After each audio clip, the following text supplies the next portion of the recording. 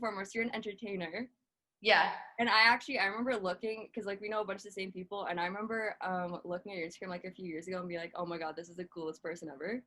Oh my god. That's so nice. Thank you. What's the coolest project that you've worked on? That's a great question. The coolest project I've ever worked on?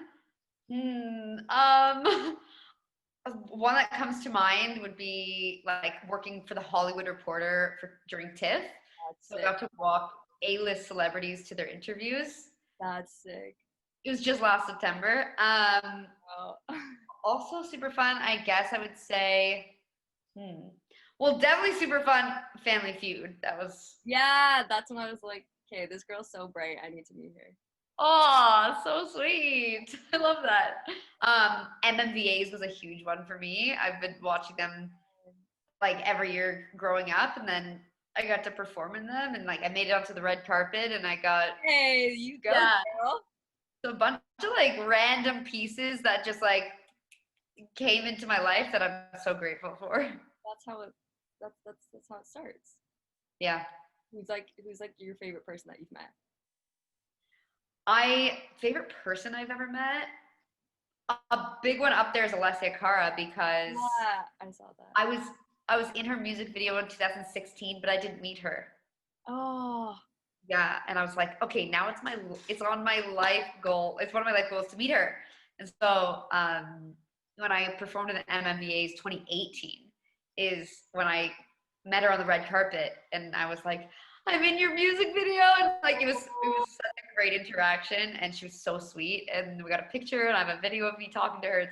It was such a cool moment, because for 2 years after being in her music video, I was like manifesting, like I need to meet this girl. Oh, yeah, like she seems really sweet and like down to earth. Yeah, she's so cool. Oh, that's awesome. We also met Superwoman, which I'm really jealous of. I love her. Oh my gosh, I forgot about that. I forgot. Superwoman, Gigi Gorgeous. I've met her 3 times. That's awesome. That's so sick. Such cool, amazing stars that were from Toronto. Yeah, I know. It's so cool to see her on a talk show now, because I remember like watching her on YouTube when I was procrastinating like my assignments, and she had like made videos about like procrastinating on assignments, and I would watch it together, so I would feel like less bad. And now she's doing her own talk show, so amazing. So cool.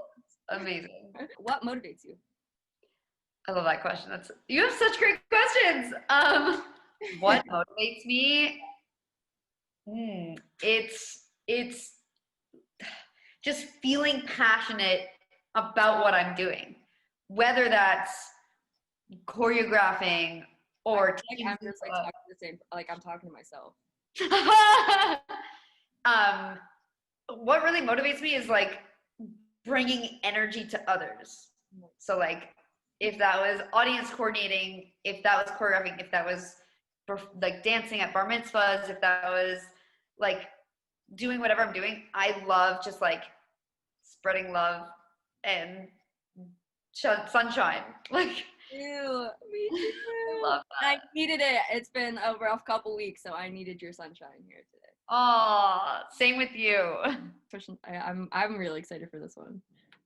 When was a time where you were the most nervous to overcome something or to do something? Ooh, what a good question. I gotta think about that.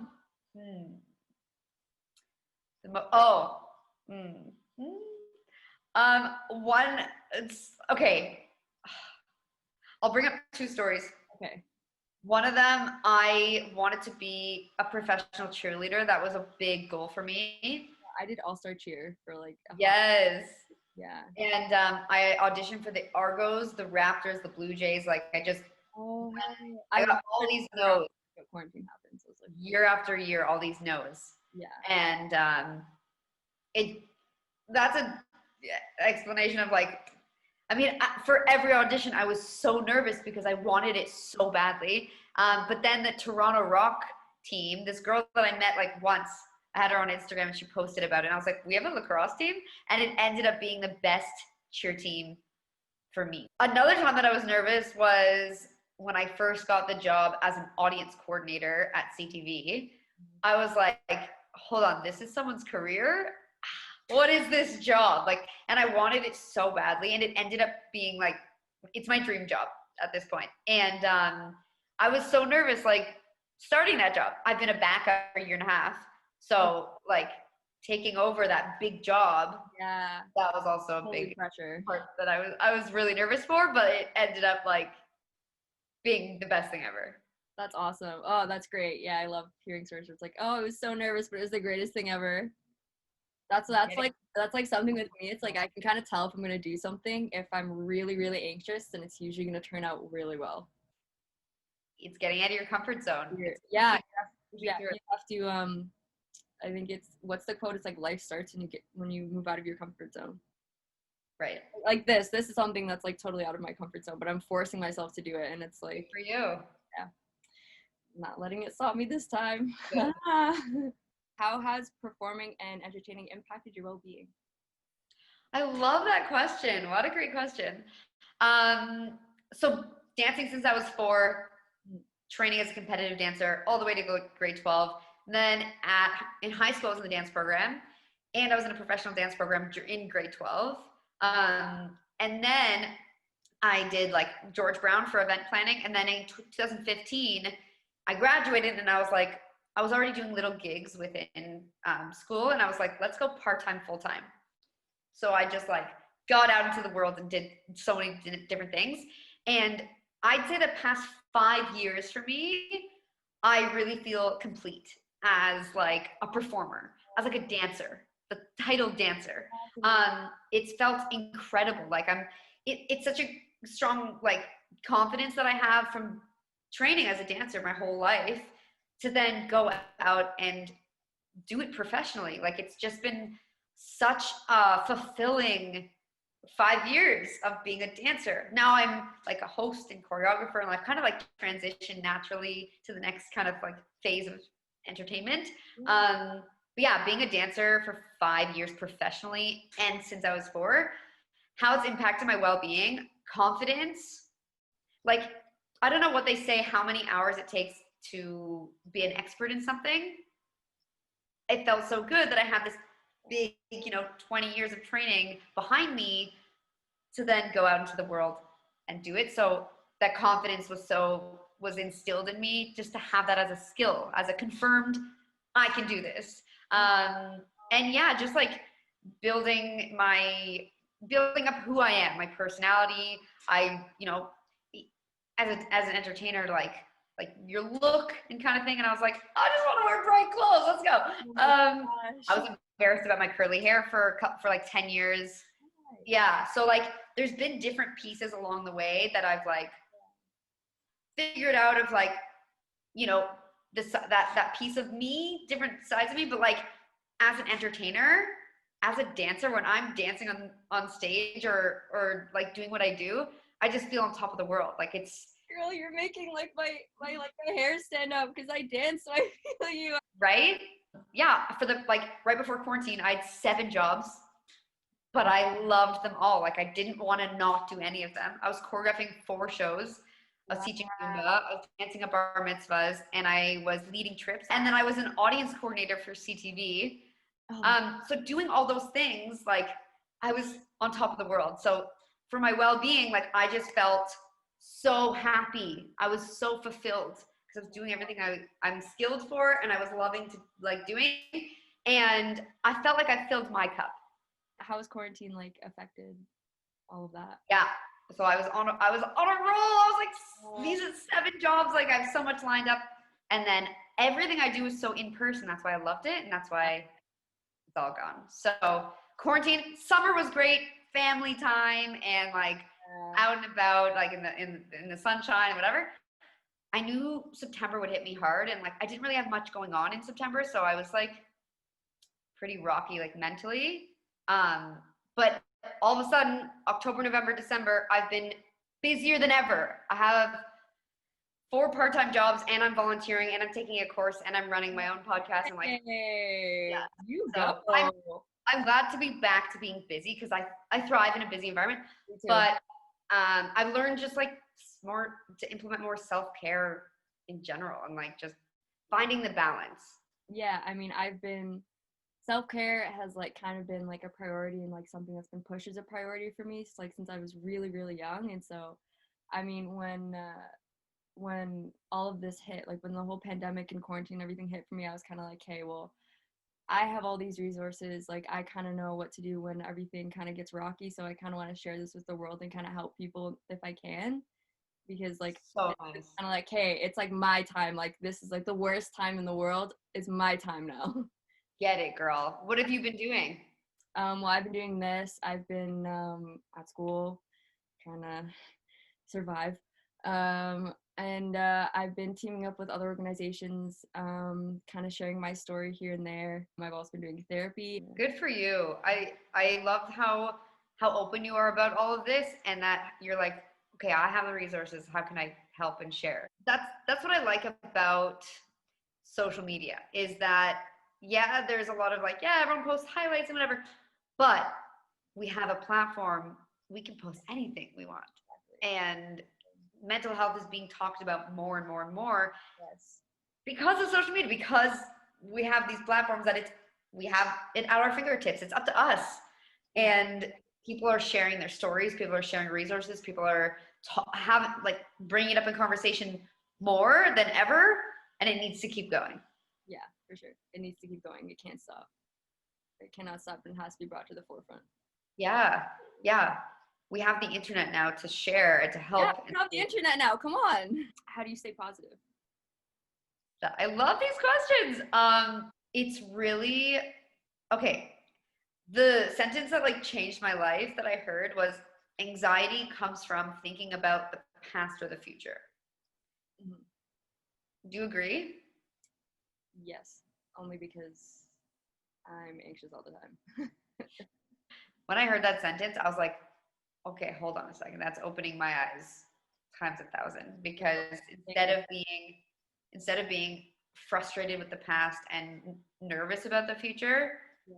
it's changing our mindset and flipping it to be grateful for the past and excited for the future. Yeah, yeah, right.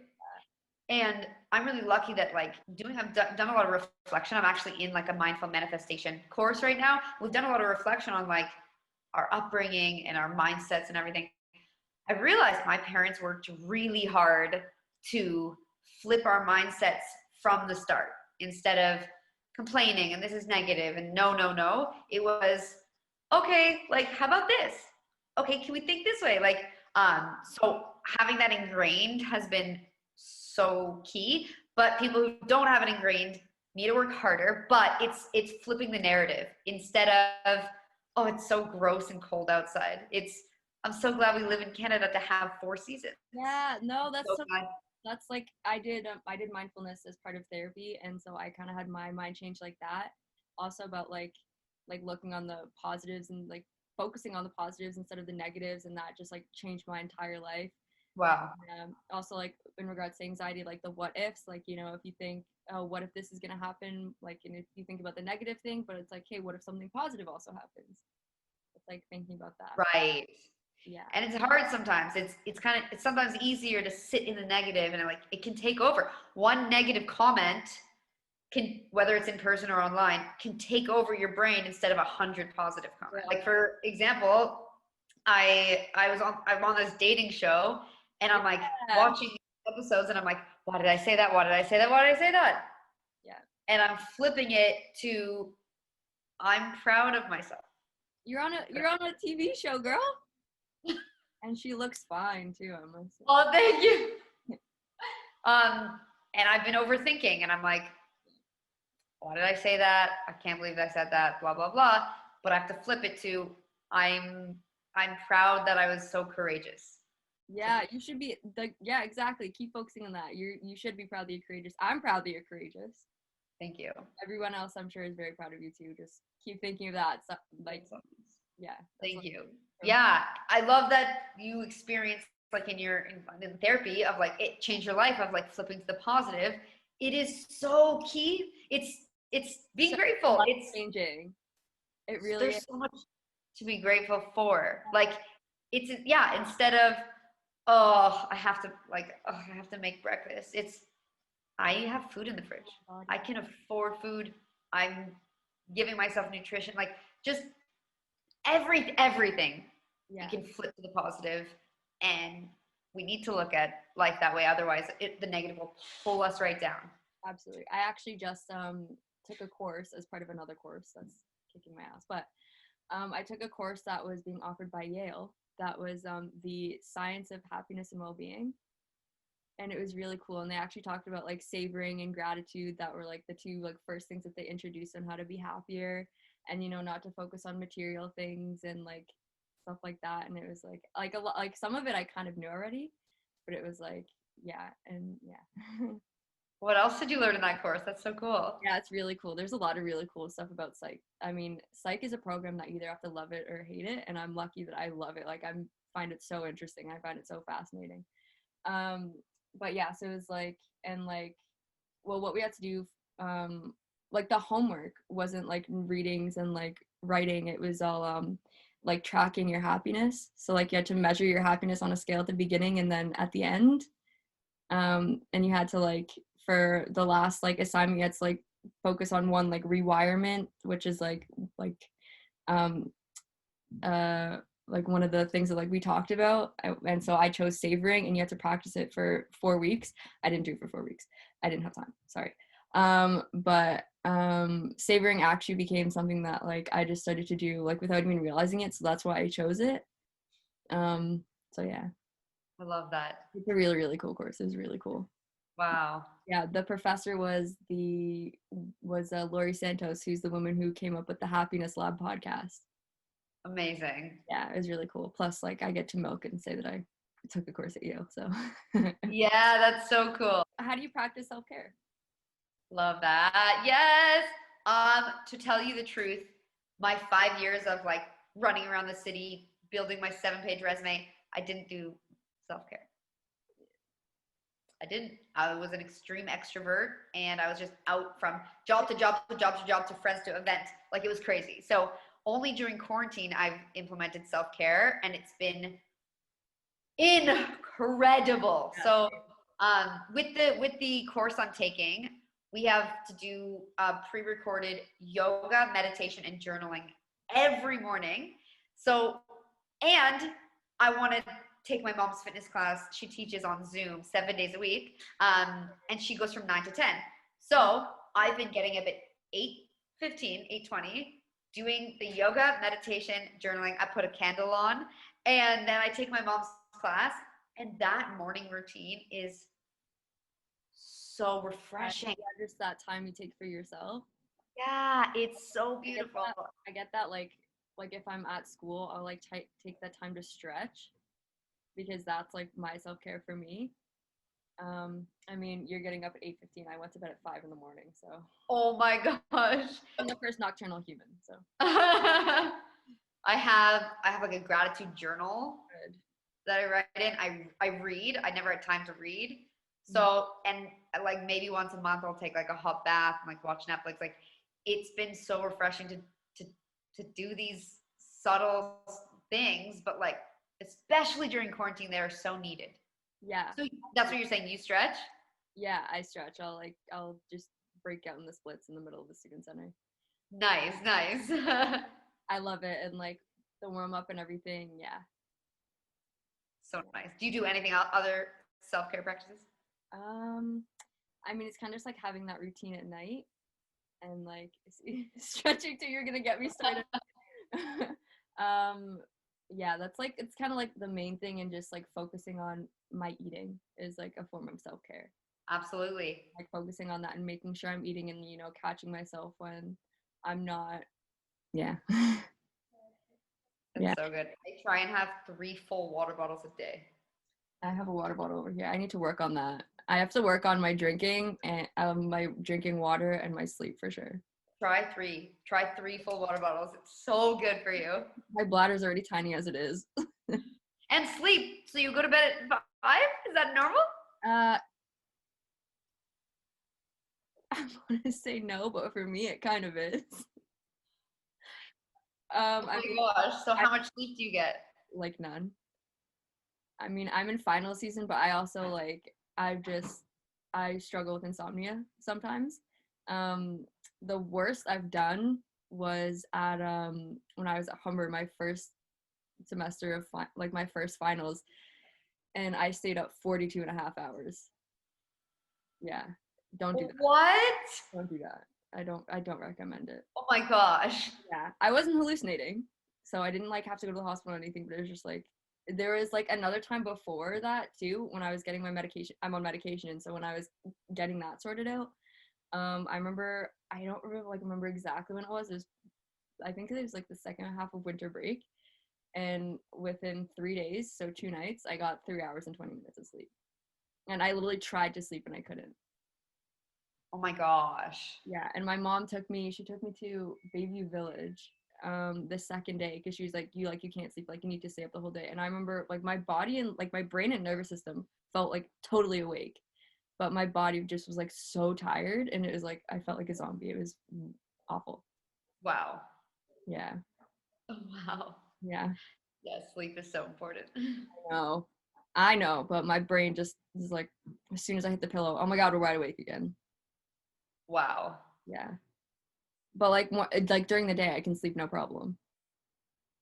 Like Wow. I'll just Wow. wake out whenever. Like at night, You're nocturnal. I'm the world's first nocturnal human. Wow.